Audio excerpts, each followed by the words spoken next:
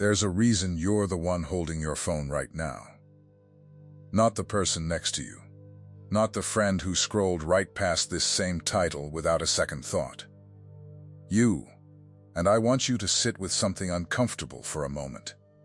Because for most of your life, you've been speaking words that were never yours. You've been repeating sentences someone else put in your mouth. I'm not good enough. It's never going to happen for me. Maybe next year. That's just how my life is. You said them so many times you stopped hearing them. They became the background noise of your existence, like a refrigerator humming in the corner. You forgot the sound was even there. But your spirit never forgot. And here's what most people miss. The words you speak over your own life aren't just words. They're seeds. Every single one of them lands somewhere. Every one of them takes root. You've been planting a garden for years, chosen one, and half of it you didn't even mean to plant. Today that changes, because there are certain sacred words that were placed in the mouth of the human being at the very beginning. Before the fall, before the noise, before the world taught you to make yourself small, and the moment you speak them with your whole spirit, something shifts. Not in the sky, in you. And when it shifts in you, it starts to shift everything around you too. Let me tell you how I know. I didn't always talk about these things. For a long stretch of my life, I was the guy who did everything right, and watched it all fall apart anyway. I worked hard. I showed up. I paid my bills, mostly on time. And still there was this ceiling over me I couldn't see, but could always feel. Every time I got close to something good, it slipped. Every time I opened my hand to receive, the moment collapsed. And I remember standing in my kitchen one night late, everyone asleep, the dishes still in the sink, and I said out loud, to no one, "What is wrong with me?" That was a sacred word too. Just the wrong kind. Because I had spoken a question over myself that assumed I was broken. And the Spirit doesn't argue with you. The Spirit answers. Whatever you declare, something in the unseen leans in and says, "So be it." I had been declaring my own smallness for years, and wondering why life kept handing it back to me. But that night, something interrupted me. And I want to tell you what it was, because it's the whole reason I'm sitting here talking to you. Think about Adam for a second. The very first thing, the very first assignment given to the human being wasn't to build, wasn't to fight, wasn't to earn. It was to name. God brought every living creature and waited to see what the man would call them. And whatever the man called it, that became its name. That was its reality. The word came out of his mouth, and heaven recorded it. Do you understand what that means about you? You carry that same breath, the same spirit that hovered over the waters and said, "Let there be light." That breath is in your lungs right now. When God formed the human being from the dust, He didn't just make a body. He leaned down and breathed His own life into it. And that breath never left your bloodline. It's the reason your words carry weight most people around you will never understand. You were built to name things. You were built to speak reality into the formless places of your own life. But somewhere along the way, you handed that authority to everyone but yourself. You let a teacher name you. You let a parent's worst day name you. You let a relationship that ended badly name you. You let one failure become the word you speak over your whole future. And every time you agreed with those names, you signed off on them. You said, "Yes, that's me." And here's where it gets real. The enemy of your life doesn't need to defeat you. He just needs to get you to name yourself wrong. He just needs you to keep repeating the lie until you believe it's a fact. Because a chosen one who doesn't know the power of their own mouth is a chosen one who stays asleep. I want to wake you up. Let me tell you about a woman I think about often. Her name was Hannah. And if you've ever wanted something so badly that it made you sick, if you've ever cried in a place where you thought no one could see, you already know Hannah, even if you've never heard her name. Hannah wanted a child. And year after year, that door stayed shut. And the worst part wasn't even the waiting, it was the people around her. There was another woman in her house who had children, and she used it like a weapon. Reminded Hannah every single day of what she didn't have. Provoked her until Hannah couldn't eat, couldn't function, could barely lift her head. Picture that kitchen table. Picture the food she couldn't touch. Picture her husband, a good man, but a man who didn't understand, saying, "Why are you crying? Aren't I better to you than 10 sons?" As if his comfort could fill a hole that deep. As if being told to feel better ever once made anyone feel better. So Hannah did the only thing left. She got up. She went to the house of God. And she began to pray, but not with her voice. Her lips were moving, and no sound came out. She was so far past words that the words wouldn't even form. The priest watching her thought she was drunk. That's how deep her ache was. It looked like madness to the man watching from the outside. But here's what Hannah did that changed everything. In the middle of that silent, desperate prayer, she stopped asking like a beggar, and she started speaking like a daughter. She made a vow. She named the thing before she held it. She spoke to a future that didn't exist yet as though it were already hers. And the Bible says she got up, and she ate, and her face was no longer sad. Nothing had changed in her circumstances. She was still the same childless woman walking home. But something had changed in her mouth. She had spoken the sacred word, the word that names reality, instead of begging for it, and her spirit received the answer before her body ever did. Do you see it? Her face changed before her situation did. Because the change was never going to start on the outside. It never does. And the child came. His name was Samuel. And that boy grew up to anoint kings. The entire course of a nation turned because one woman, in her lowest moment, stopped repeating her lack and started declaring her destiny. That's the power sitting dormant in your own mouth right now. So let me ask you something. What have you been naming yourself? Go back through the last week, the last month, the words you've spoken over your own life out loud, or in that quiet voice inside your head that never seems to shut up. I always mess this up. Nobody really sees me. I'm too far behind now. It's too late for me. Every one of those is a name. And every one of those is a garden you're planting. Now I want you to feel the weight of the opposite. Imagine what happens the moment you stop agreeing with the small name and start speaking the sacred one. Imagine waking up and, before your feet even hit the floor, saying out loud, "I am carried. I am chosen. What God started in me, He is finishing." Not because you feel it. You won't feel it at first. Hannah didn't feel it either. She spoke it in the middle of feeling nothing but pain. The feeling follows the word. It has always followed the word. That's the order heaven works in. Think about that for a second. You have been waiting to feel different before you speak differently. And it works the other way around. The word comes first. The word has always come first. Let there be light came before there was any light to see. Let me stay here a moment longer, because I don't want this to feel like a slogan. I've seen too many people turn this into a little chant they mumble on hard mornings, and then wonder why nothing moves. That's not it.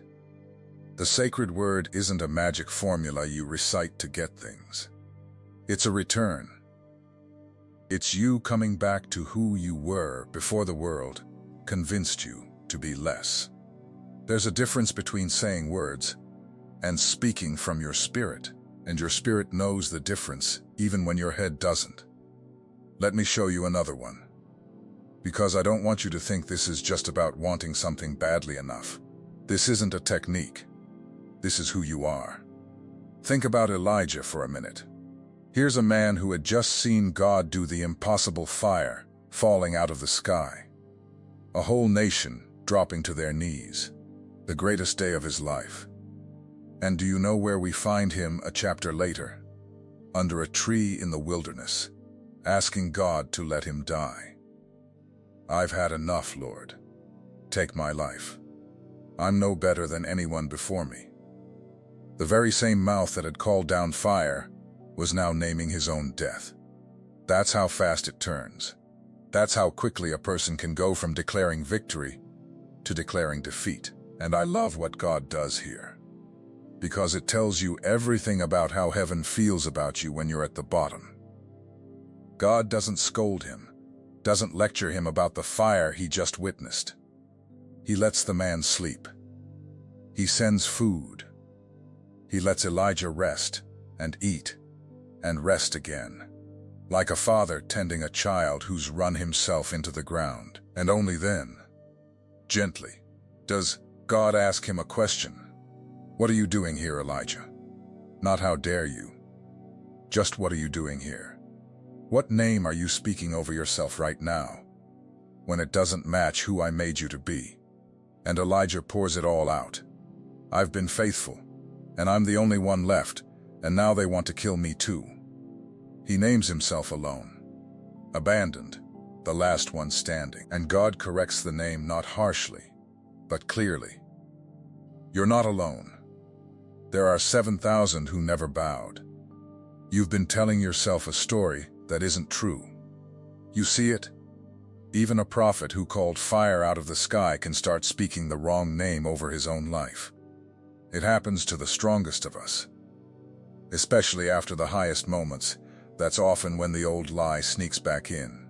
So if you've been under your own tree lately, telling yourself you're alone, you're finished, you're the only one who feels this way, hear the question heaven is asking you too. What are you doing there? That's not your name. That was never your name. And notice, God fed him before he corrected him. He restored the body before he addressed the words. Sometimes the reason you can't speak the sacred word yet is that you're just exhausted. And heaven knows that. And heaven is patient with that. But the correction always comes. The right name always comes. And when you're ready to receive it, it changes the whole direction of your life. Because after that tree, Elijah got up and anointed the next generation of kings and prophets.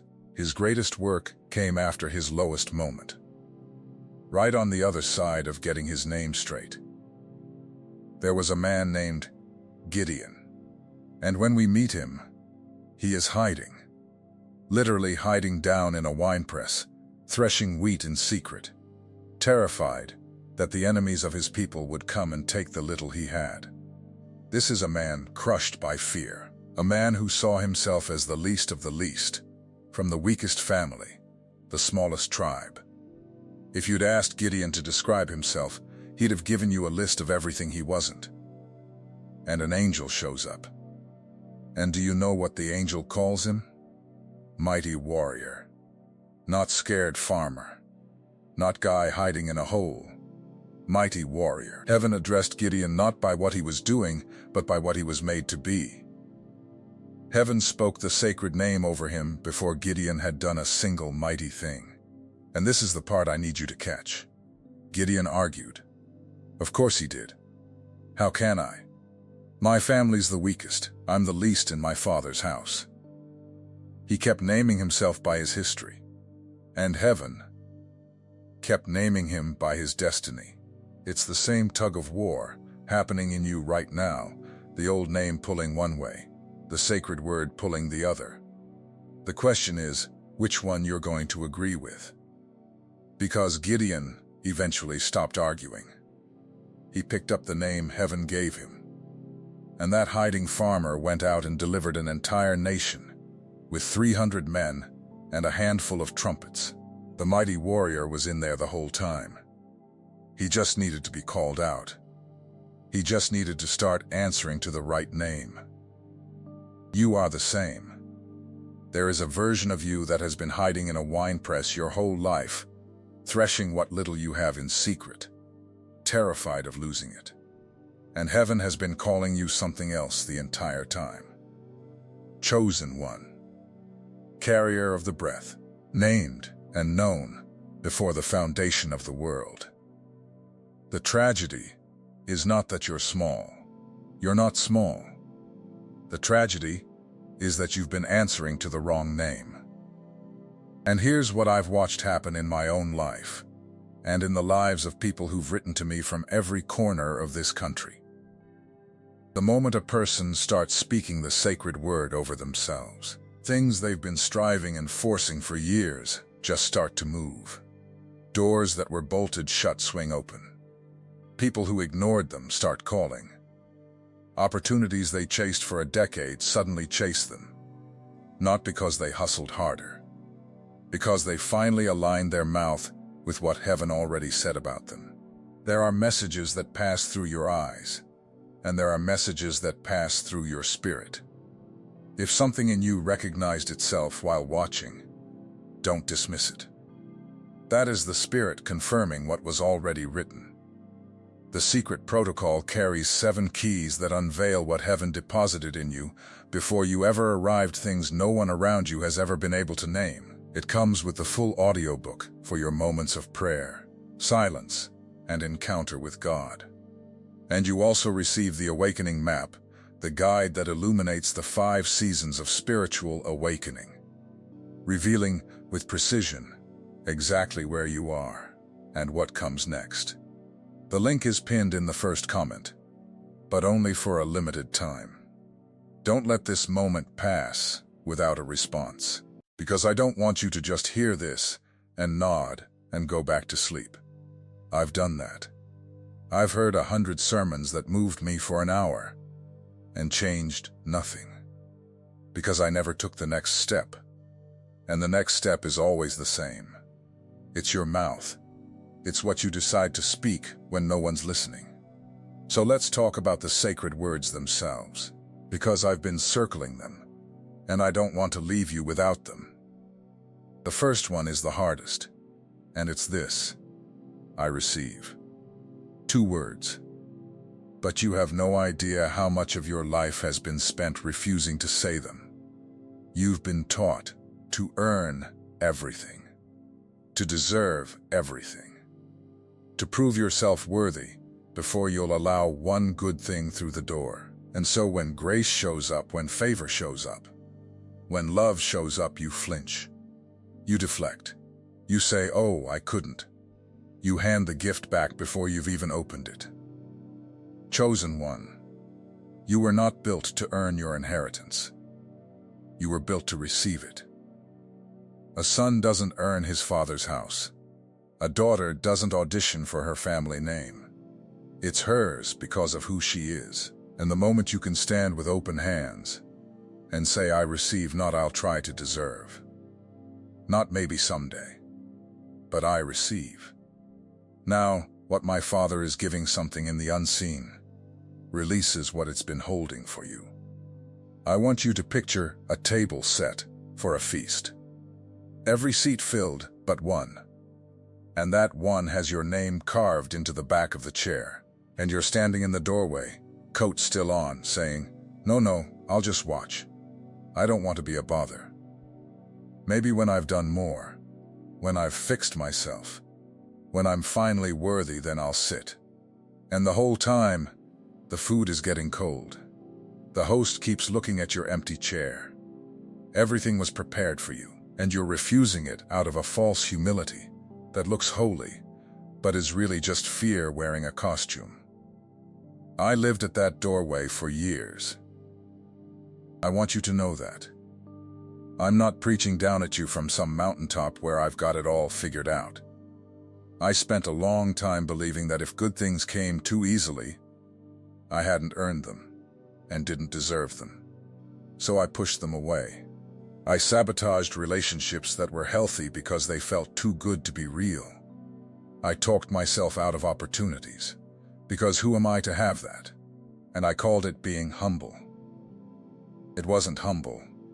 It was the old name, running my whole life, from the shadows. Real humility isn't refusing the gift. Real humility is receiving it, and knowing exactly where it came from. The second sacred word is a declaration, not a request. And there's an enormous difference. A request says, please. If it's not too much trouble, maybe.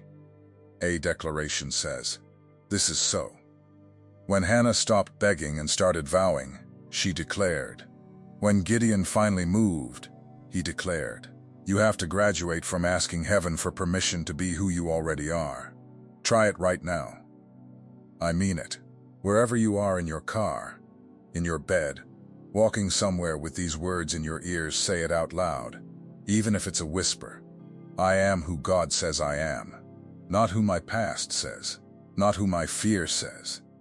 I am carried, I am chosen, and what He began in me, He is completing. Did you feel that? That little resistance? That voice that said, this is silly. This won't work.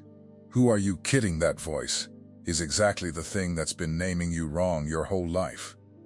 And it got louder just now, because it felt you slipping out of its grip. Keep going anyway. The word comes before the feeling. Always. Let me tell you about one more. David. Everyone knows the giant. Everyone knows the stone and the sling, but almost nobody talks about what came out of David's mouth before he ever picked up a rock. The whole army was frozen.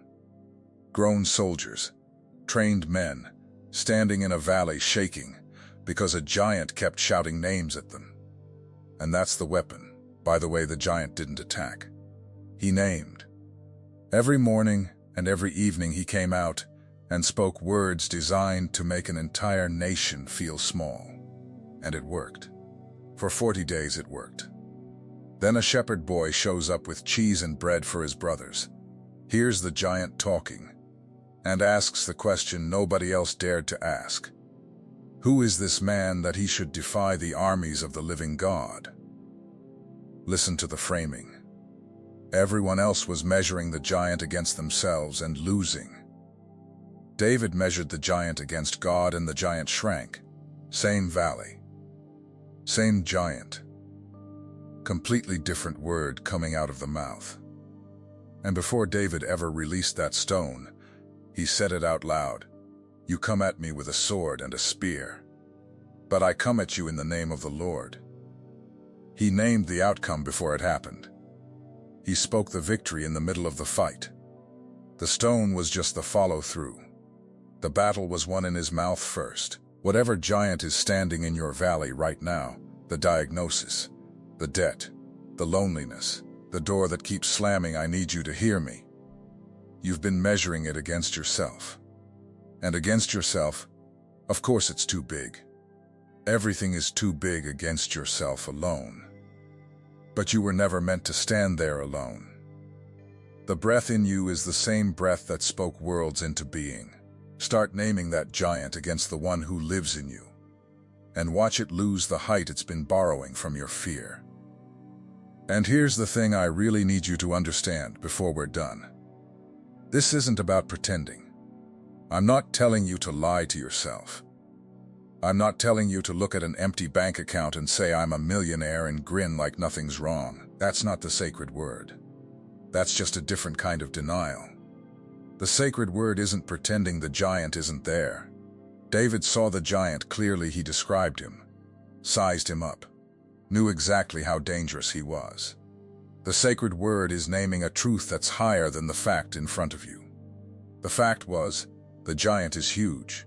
The truth was, God is bigger. Both were real. David just chose which one to speak. You get to choose too, every single day. The fact of your situation might be hard and heavy and undeniable. But there is always a higher truth, and it lives in your mouth. And the moment you speak it, you stop being a victim of your circumstances and start being a namer of them. That's what a chosen one is. Not someone with a perfect life. Not someone who never struggles. A chosen one is someone who has remembered the power of their own mouth. Someone who has stopped agreeing with the small names and started speaking the sacred ones. Someone who names reality instead of just reacting to it. And I promise you, the day you truly get this, the day it stops being an idea in your head and becomes the actual language of your life, everything starts to turn. Slowly at first. Then, all at once. Just like it did for Hannah. Just like it did for Gideon. Just like it did for David. Just like it can for you. Starting today. Starting with the very next thing you say over your own life. So here's what I want from you. And I don't want a generic comment. I don't want amen or God bless. I want you to do something braver than that. I want you to write down, right there in the comments, the exact wrong name you've been speaking over yourself. The lie you've been repeating. The small word you've agreed with for too long. Just name it, put it in writing where you can see it. And then, right underneath it, write the sacred word you're going to speak instead. The new name, the true one, the one heaven has been calling you all along. Do that, and something breaks. I've watched it happen 1,000 times. The moment you drag the old name into the light and speak a new one over it, its grip loosens. Write both. The old lie, and the new truth. And watch what your own mouth begins to build. This channel is created without ads and without platform income. If these messages have touched your heart, strengthened your faith, or helped you during a difficult moment, and you'd like to support this work, you can use the CAR code on your screen or the contribution link in the pinned comment. Thank you for walking this path with us.